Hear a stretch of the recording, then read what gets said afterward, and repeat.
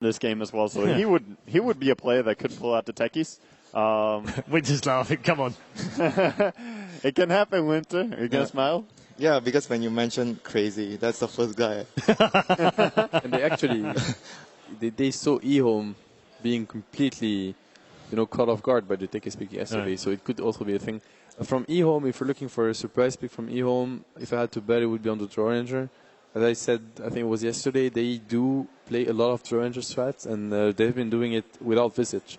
Just they used to run some Draw Pugna, lineups like this where they just go and they push all the time, and they force the issue very early, and they just catch you off guard because you're not ready to actually defend your base damage in, but they're going to go for it if you're not ready.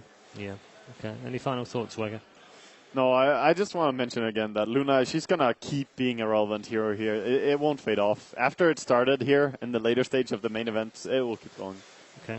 Just checking my little list that we've been keeping throughout the tournament. There's a number of players who started off this tournament that had a chance of winning a second one. We've obviously lost a couple more players now, of course, with Secret gone. It now means we have just 2 players left who can repeat. And that's Zhao 8 in LGD and Hao, who's in Vici Gaming. So there's only 2 left, and if we lose them out of this, then we're down to 1. I mean, we just need one. Well, we do just need one, but it becomes much harder just to get one guy through to the final. It just goes to show how difficult it is to repeat. It's a storyline that we followed all the way through. Obviously, it came into the group stages, and we were talking about it back then, and obviously with Chobra here. And we've been talking about it all week as well. And I know some people have sort of said, why do you keep talking about it? Well, because it's an important thing. It's one of those things that the players want to do as well. I remember S4 saying in his video interview that that's what's driving him right now. He wanted to win 2 in a row, or 2 overall. So how important do you think it is for these players to have those achievements each time? Because it's not about the money when it comes down to that, is it? Exactly. For every other player, it's I want to win TI, but for one who has already done it, it's to repeat the story. And as you said, it's almost impossible to win just one TI. To repeat the story, we'll see if that can actually happen. I mean, for Hao and Zhao 8, that's the dream. Yeah, it's tough. And we've lost a lot of champions along the way. Obviously, your guys not qualifying either, and then losing Na'Vi early. It's been a bad year for the champions and the favourites as well. It almost seems like it's the year of the wild card. But it's a good thing. I think it's a good thing overall for the scene for 2 reasons. First of all, it's going to give hope to a lot of players, a lot of teams. Nothing is impossible. When you see CDEC dominating the international, and they weren't even invited, they were a qualifier team. They did well in the qualifier, but they actually didn't even win the qualifier. They did well. They were only second. And suddenly they're one of the strongest teams here, and we're even questioning if EG can actually, beat them. So it's it's a whole new scene suddenly. So, and it's also gonna bring back to earth, I'd say, the better players, if some of them feel like they are actually far away, far ahead of the others. It's just gonna bring back a tougher competition. Yeah, we've had a couple of players, notably this week. I picked out Arteezy, who said it. And Ice has also said that they both used the word cocky. And I picked up on that because it's exactly what we'd set up here. Was maybe they were a bit cocky when they went out there, going out in their shows and went. And they admitted to that. And I think that's really humble of them to do so. So it's a good identifier that they've gone, hang on a minute. We kind of got carried away here with the whole, we're really good and we're going to win this easily. Yeah, but sometimes players realize that too late. And I think that's why we've seen a poor performance from the champions TI4, TI5. The only one that was really close, I would say, was Na'Vi in TI3 that actually almost got it. But everyone else, they just don't have that same hunger. After you've already proven that you're the best, if you win another TI, you just prove that you're the best again, right? It's not nearly as strong as, someone who doesn't believe in you. It's like, oh, you guys are good, but you haven't won a TI yet, right? We saw it in the G interview, although that interview was a bit, but there was some information in it. And he actually said at some point, we wanted to beat Secret. So not only they wanted to win and go further, they also wanted to prove that they were better than Secret. And I feel like when you're Secret, sure, you want to win and move on, but you don't necessarily want to beat Virtus Pro. Of course you want to, but it's not a big achievement for them. Whereas Virtus Pro, it's, wow, you actually disqualified Secret. Yeah, the drive is the main thing is the drive for VP beating Secret is greater than the drive for Secret beating VP. Exactly. That's why they perform better. Yeah, sometimes it just comes down to that little bit of hunger, doesn't it, in the moment. Do you feel there was any any sandbagging of any of the teams before we got to TI. I mean, it's been a common thing in sports. I just wonder whether you feel like maybe in Dota 2 some of these guys have been keeping stuff back, haven't been putting everything in. Someone actually did say to me yesterday he believed that the Chinese teams had all not done anything for the first 6 months with their eye fully on the international. I can't believe they've gone to 11 tournaments and not tried hard. Nah, definitely not. Yeah, I don't agree as well. No. I mean, the last few months before TI, there's always talk at every LAN, like at ESL, it was talk, oh, is Secret going to pull out all their strategies or are they saving for TI? But in all reality, I haven't seen any team that I feel is saving strategy. Even Secret at ESL, they performed really well. They pulled out some Tusk-Teki combination, which was seen here at TI as well. I don't think any team was holding back stuff and trying to, because the meta changed from ESL to here. I understand the frustration, though, because people are looking for why have suddenly the Chinese teams become fantastic again when they haven't had particularly good 6 months at the This start of whole the year. thing is a fairy tale. Like, this is Yeah. this is not reality. You always want to win in Dota. You're not like, I'm gonna lose for 6 months and then, I have this master plan. What if you just lose at TI? Then you're like, you look like a fool, basically. Yeah. And you lost everything on the whole. You always try your best because they're all competitors. They're like the toughest competitors. Okay, very quickly before we go into the draft, 1-1 or 2-0, you two? 1-1. 1-1. 2-0. Wow. Okay, a difference of opinion on the analysis desk. Who'd have thought?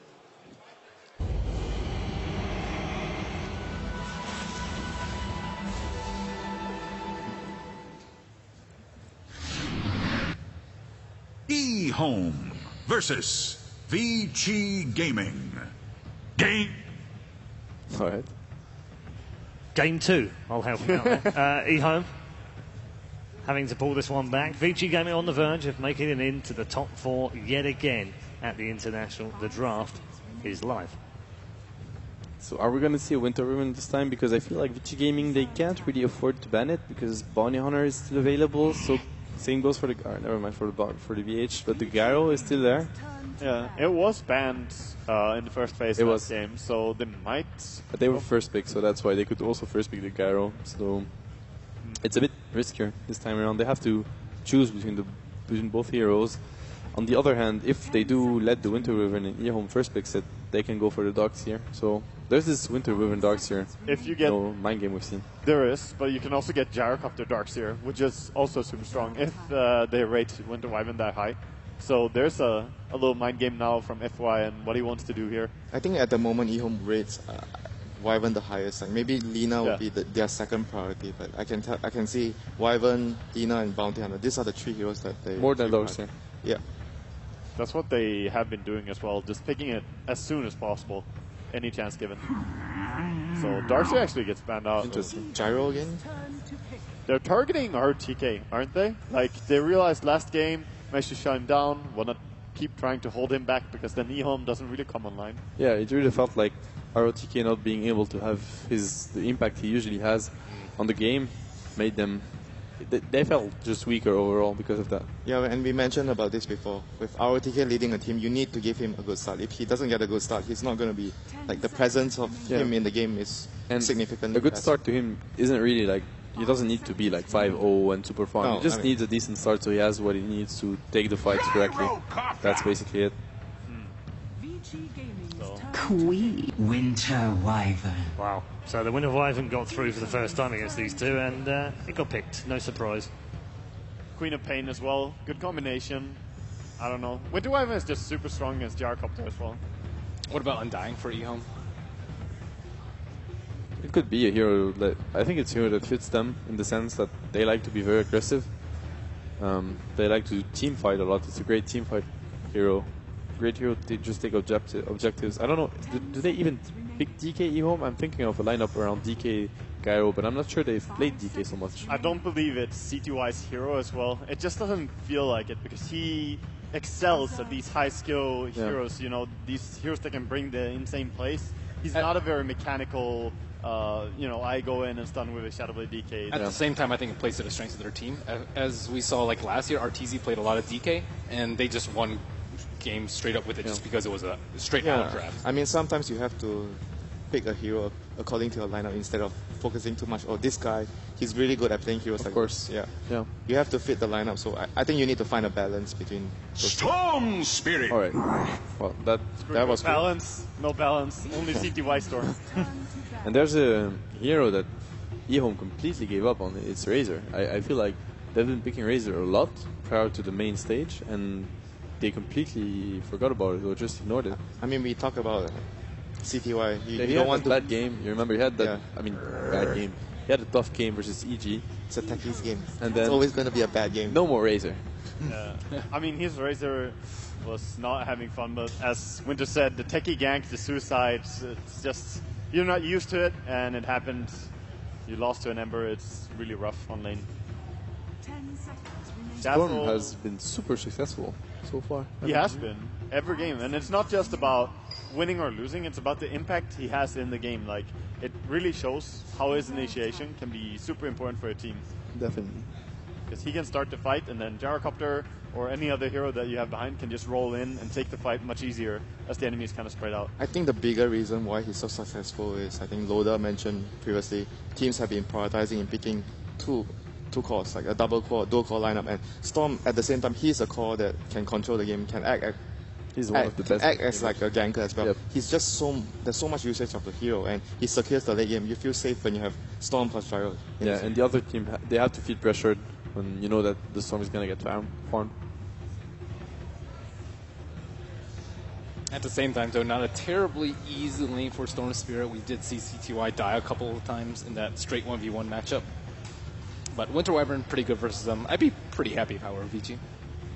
Yeah, I mean, having a Wyvern to defend your teammates against the Storm is obviously very good, but I feel the Storm this game, maybe you want to consider getting Orchid earlier. I'm not sure if you want to forego the Bloodstorm, because Orchid is just a good way of, when you initiate, you don't have to worry about the Wyvern actually saving the target, since you can always see the Wyvern first and just drop the Orchid on him, and you can proceed to secure the kill. It's also the way that if Storm gets Orchid, even if he gets it at the same time as the Queen of Pain, he will be able to jump in and silence her and pull her and kill her before she does anything, really. So I think Orchid first is better for Storm, and it's going to be, as